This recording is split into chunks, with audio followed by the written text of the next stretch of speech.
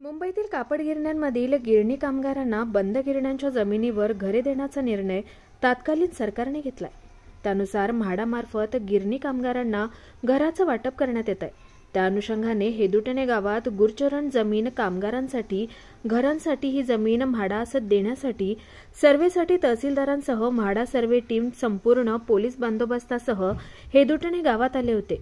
परंतु 400 ते 500 ग्रामस्थांच्या प्रचंड विरोधाने हा सर्वे थांबवण्यात आला।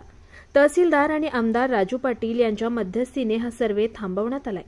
गावठाण विस्तार न झाल्यामुळे गावकऱ्यांनाच घरी बांधायला जागा नाही आणि गिरणी कामगारांना घरे देणे हे ग्रामस्थांना मान्य नाहीये।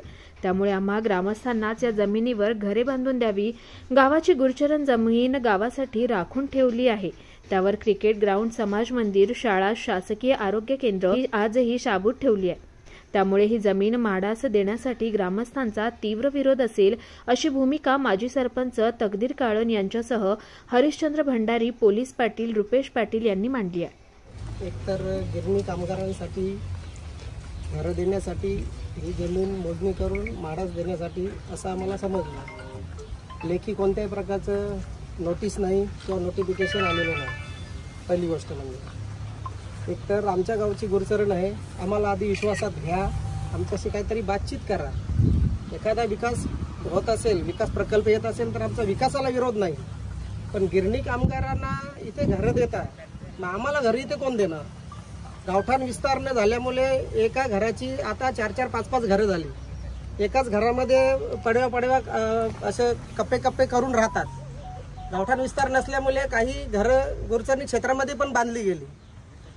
बाकीच्या गावामधल्या ज्या गुरचरणी होत्या तिथे अनधिकृत बांधकामं झाली, बिल्डिंग झाल्या, चाली बांधल्या। आता आमचे जे काही मागच्या 4-5 टर्मचे जे सरपंच झाले त्यांनी या गुरचरणीमध्ये कोणत्याही प्रकारचं अनधिकृत बांधकाम करू दिले नाही। मग करू दिलं नाही ही आमची चूक झाली का? आज पण आमच्या हेदुटणे गावामध्ये 70% लोक शेती व्यवसाय करतात। शेतीला पूरक दुग्ध व्यवसाय आणि भाजीपाला व्यवसाय चालतो। त्याच्यामुळे प्रत्येकाच्या घरी इथे गाई, म्हशी, गुरं ह्या आहेत। ही चरण्यासाठी जागा आहे। इथे बाजूला एक मोठं मैदान बनवलेलं आहे। इथे गावातील आणि पंचक्रोशीतील सर्व खेळाडू इथे खेळतात। पोलीस दलातील पण काही इथं प्रशिक्षण घेण्यासाठी त्यांना मैदान इथे येतात।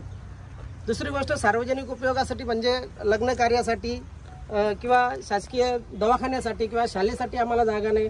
त्याच्यासाठी ही सार्वजनिक उपयोगासाठी आम्हाला जागा पाहिजे, म्हणून आम्ही या जागेमध्ये कुणालाही हस्तांतरित करून दिले नाही। याच्या आधी शासनाचे काही प्रोजेक्ट आले त्यावेळेस देखील आम्ही